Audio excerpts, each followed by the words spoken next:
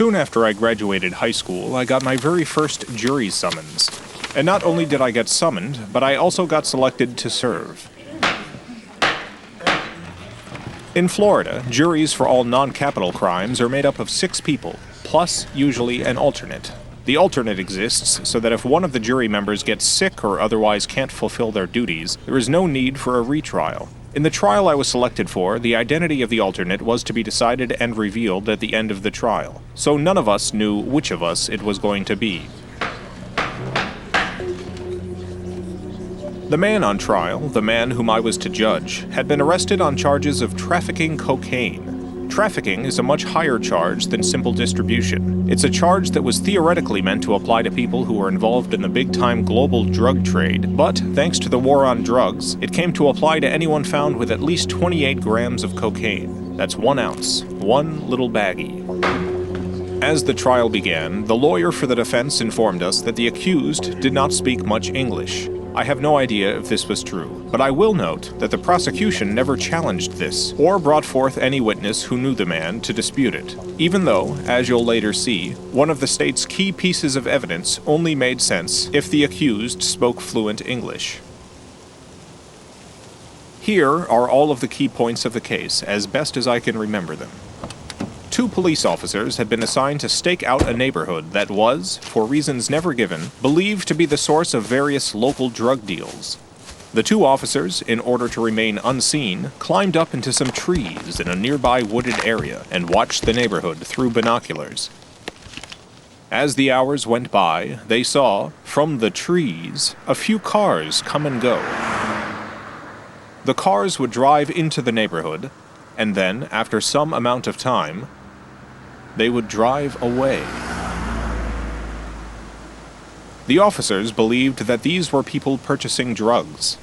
The defense, who had put together a map of the area, pointed out that the defendant's house would not have been visible from the trees the officers used for their stakeout. The officers then admitted that they didn't actually see the cars stop at the defendant's house, but assumed that they had done so.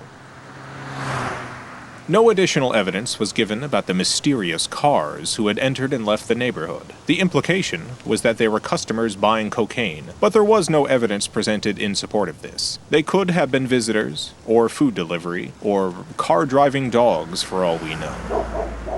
Well, the officers decided that the car situation was enough to warrant further action, and so they got down from their trees and knocked on the defendant's door. The officers claim the defendant let them in and allowed them to conduct a search of his house.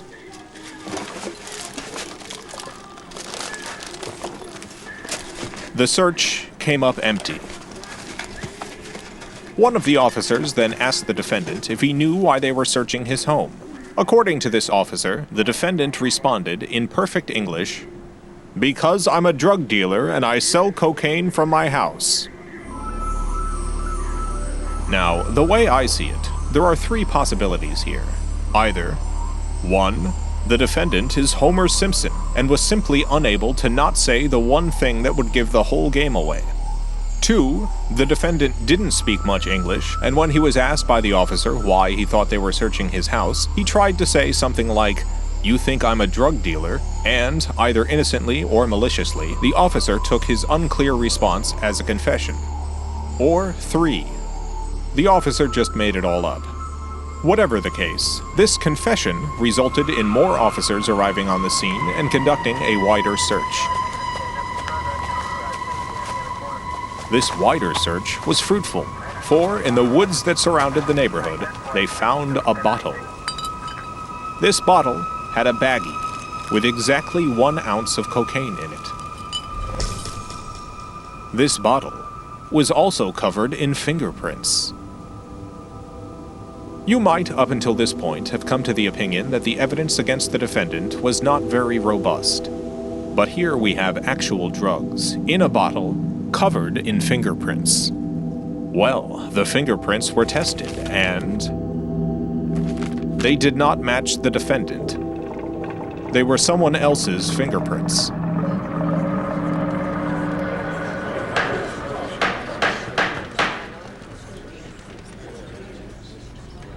What I have just related to you was, as I remember it, the entirety of the state's case. The police saw some cars come and go. They searched the defendant's house and found nothing. They searched some nearby woods and found a bottle with an ounce of cocaine in it. They tested the bottle for fingerprints, and the fingerprints belonged to someone else. And, of course, one of the officers claimed the defendant made a startling, clear, and very direct confession.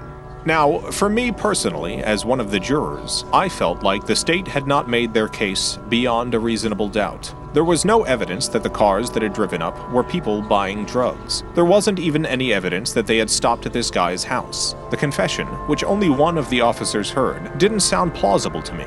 And the drugs they found, in the woods, were in a bottle covered in the fingerprints of a completely unknown person.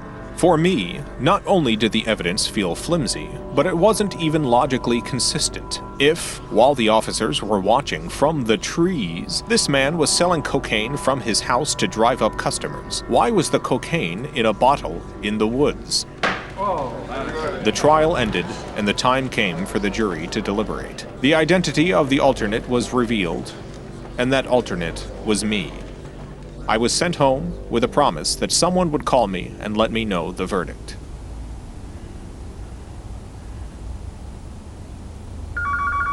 I got a call soon after I got home. The jury found him guilty. He was given 30 years. This was 20 years ago. If he's still alive, he's likely still in prison.